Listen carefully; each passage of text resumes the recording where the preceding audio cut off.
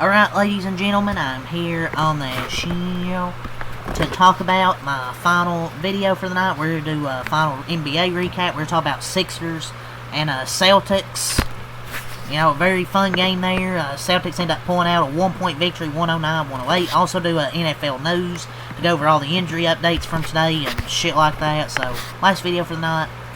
But yeah, the Sixers finally lose their first game and start off the year 4-0. Tough loss. You know, they start off bad in the first quarter. Celtics ended up outscoring them 38-25, but then they battled back.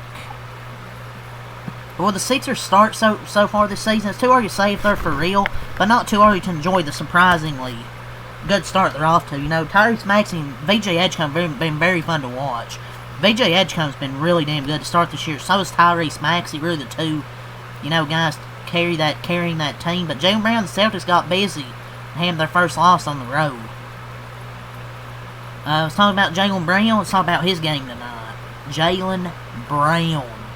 32 points by Jaylen Brown on the road. We'll talk about Anthony Simons was a big piece this game as well off the bench.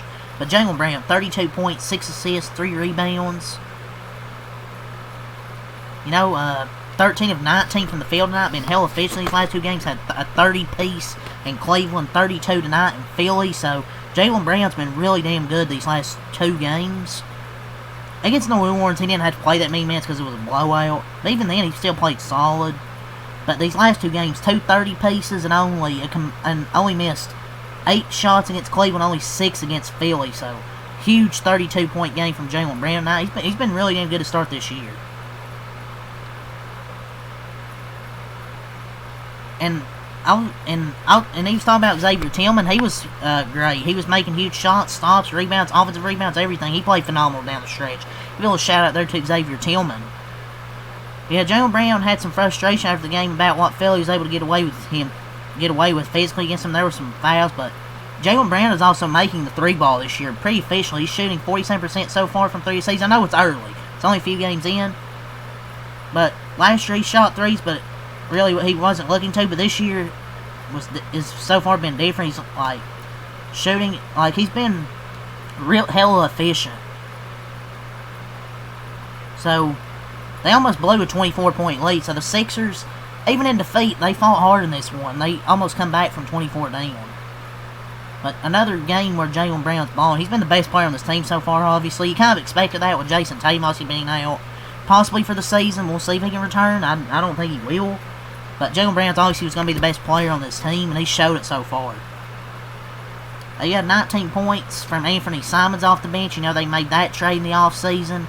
That was a great move. Well, I mean, he wasn't efficient tonight. He was 7 for 21, but still had 19 points. I think he was the second leading scorer tonight. So but he's been up and down so far these first handful of games to start the year. But he was their second leading scorer tonight, so I had to talk about him. Peyton Pritchard, 15 points, 5 assists for PP. Peyton Pritchard. Like, it's early in the season. Like, he has 12. He's not been shooting the 3-ball great this year.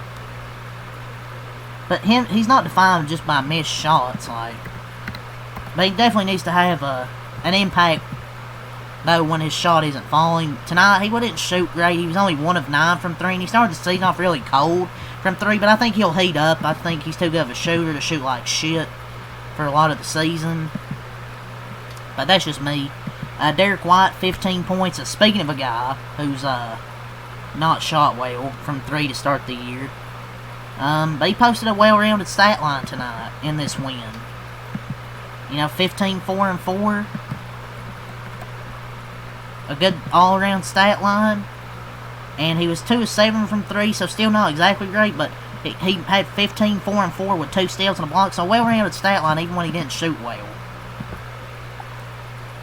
You had 9 points from Luka Garza. Hugo Gonzalez, 5 points, 2 assists, 5 rebounds. Sam Hauser, 3 points, 3 assists, 6 rebounds. Josh Minott, 2 points, 8 rebounds. Neemias Queta, 4 points, 4 rebounds. Xavier Tillman, 5 points, 1 assist, 4 rebounds. Like I said, he played some good minutes down the stretch. In clutch time did Xavier Tillman. So the Celtics improved to 3-3 quarter by quarter. They had 38 in the first quarter, 30 in the second quarter, 21 in the third quarter, 21 in the fourth quarter. The offense went a bit cold in the second half compared to the first half, but they were still able to get her done. But let's get to the Sixers here. Even though they fall to 4-1, they almost come back for a 24-point deficit. I thought they fought hard, showed really good effort. This team's playing way better than I thought they would, man, to start this season. Will they play like this the whole season? Who knows? But Tyrese Maxey and VJ Edgecombe, they're terrific. The new era for the Sixers is here, for sure.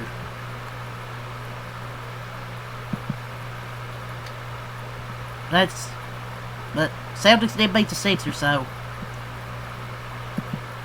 Tyrese Maxey, you know, they kind of had a slow start tonight. The adjustment and the pick up points defensively after the slow start. Let's go over the Sixers stats, though, right here. Tyrese Maxey,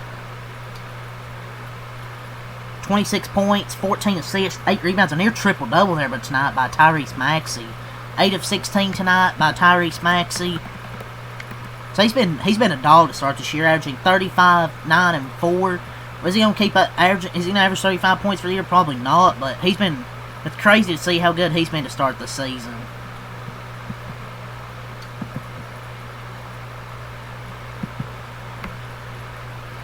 You had 17 points, 5 assists, 5 rebounds from VJ Edgecombe tonight. You know, he's been really good to start his rookie year. He's taken some shots at Baylor he didn't take tonight. 7-11 from the field, 2 of 4 from 3, and, you know, 5 assists, 5 rebounds. So far this season, dude, 21, 5, and 5 so far to start the year, shooting 49 from the field, 43 from 3. He's had a very efficient start to his NBA career. Kelly Oubre, 17 points, 9 rebounds. Joel Embiid, 20 points, 3 assists, 6 rebounds for Joel Embiid. 16 points from Quentin Grimes, 6 from Drummond, 2 from Bona, 2 from Justin Edwards, 2 from Walker, 0 from Watford. But yeah, VJ Edgecombe and Tyrese Maxey are so exciting to watch. So let's go over the Celtics. Sixers quarter by quarter. They dropped 4-1, 25 in the first quarter. 37, 32 in the second quarter, 25 in the third quarter, 26 in the fourth quarter. Let's go team stats. Sixers 47 from the field, 38 from 3, 72 from the line, 40 total boards, 9 offensive, 31 defensive, 27 assists, 7 blocks, 6 steals, 18 turnovers. So turnovers really hurt them. 30 points paid, 13 fouls. For the Celtics, 43 from the field, 31 from 3. So they're still not shooting perfect from 3 this year, but they're still right at 500.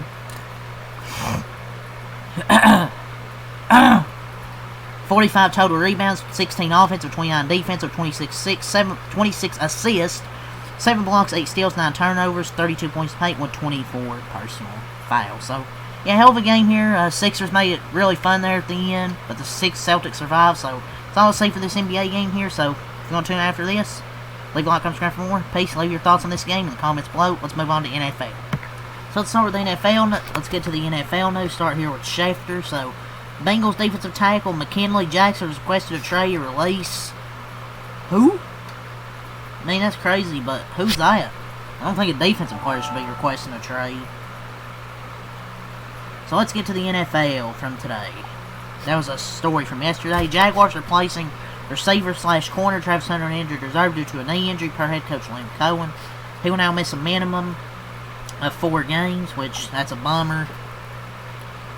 But the big news today was ESPN sources.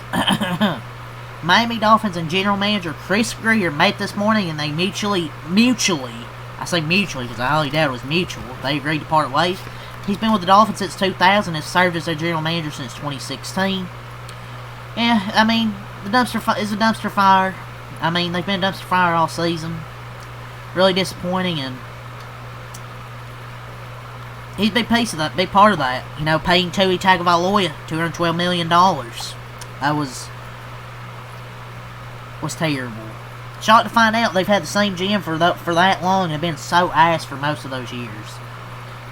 He deserved to be fired when he gave Tua like $212 million. And the Dolphins' senior personnel executive Champ Kelly now will lead the Dolphins in decisions leading up to and past Tuesday's NFL trading deadline, per sources. Kelly's their new interim GM, and Dolphins will go into Tuesday's trading deadline with interim GM Champ Kelly making key decisions. Among their trade candidates, Jalen Phillips, Bradley Chubb, and Matthew Judon are some of the trade candidates. Chris Grier's been with the Dolphins since 2000, starting as a scout and worked his way up to GM in 2016. During his tenure, Miami made the playoffs only 3 times. So bad. 3 playoff appearances. In what, 25 years? He's never won 1 playoff game. So yeah, Dolphins head coach, so Mike McDaniel, he'll remain their head coach for the remainder of the season, at least per sources. People are gonna, people will blame Mike McDaniel, and I get it. I would too. He's supposed to be an offensive guru, yet their offense is ass. Even with Tyreek Hill, it sucked. It's hard to coach when your GM hasn't put together a decent team, though, it feels like in 20 years. But why? Just why? Why even keep him, though? If you're getting rid of Chris Grier, you might as well get rid of Mike McDaniels as well. But yeah, he's still going to remain the coach for at least the end of the season. The Patriots huddled before practice inside Gillette Stadium. There's no sign of running back Ramondre Stevenson toe for the 3rd straight day, so he might not play. Panthers quarterback Bryce Young ankle has no injury designation for Sunday, meaning he's good to go versus the Packers. Commanders announced Jaden Daniels will start Sunday night versus the Seahawks, so Jaden Daniels will play. Titans, they've rolled out Calvin Ridley, Jeffrey Simmons, Arden Kate, and Xavier Woods for Sunday's game against the Chargers. Titans have rolled all these players out. Are some of them going to get traded? Jeffrey Simmons ruled out. Maybe they'll get traded.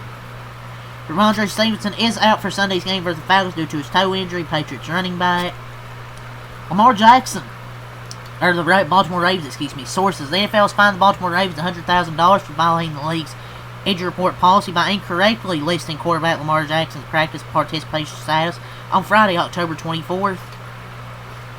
Man, if we get fined $100K. Oh no, anyways. So yeah, that got fined. Michael Penix Jr. knee will play this weekend against the Patriots, no injury designation, and Drake London is also good to go. During the open portion of practice today, Jacoby Brissett got the majority of the snap drills. Kyler Murray was typically throwing to Xavier Weaver and Simi Fehoko, where Brissett was throwing to top receivers. So it looks like it's going to be Jacoby Brissett again Monday night. Bears running back DeAndre Swift is out Sunday versus the Bengals due to a groin injury. With Joe Flacco listed as questionable for Sunday, the Bengals activated QB Sean Clifford off their practice squad to their active roster. 49ers QB Mac Jones will start again Sunday versus Giants. No Brock Purdy. Those Chiefs have ruled out running back Isaiah Pacheco and left tackle Josh Simmons for Sunday's game at Buffalo. Initial testing revealed that Jaguars receiver / corner Travis Hunter's ACL's intact per source, so he's only going to be out probably for those 4 weeks. For the 2nd straight day, Cardinals QB Kyler Murray was listed as limited participant practice due to his foot injury. Jacoby Brissett appeared in the early portion of practice to be working with the first team, so it looks like Kyler Murray will not be playing once again. And Jacoby Brissett will start. So that's all the news from Schefter. So Brock Purdy is questionable for Sunday, but he won't start. Mac Jones but he could be available against the Giants, so it'll be Mac Jones again, but Brock Purdy's closer. Ollie Gordon, who went down with an ankle injury last night, considered day-to-day with a sprain. Source said with a mini bye, should miss limited time. The Bengals list Joe Flacco is questionable with AC joint sprain, and Trey Hendrickson hip is doubtful. So the Ravens have accepted the findings of that $100,000 fine, and they will not appeal. I think could be it. Either the Steelers placed Deshaun Elliott, Daniel Ekuhale, I don't know. On injured reserve, Daniel tore his ACL and Elliott knee is out for the foreseeable future, likely the season. Daquan Jones, Josh Palmer, and Shaq Thompson have been ruled out for the Bills in that game against those Chiefs. But yeah, that's all to say for this video with the Celtics Sixers recap and NFL news. So leave a like, comment, subscribe for more, and check some out. Peace, and have a good night.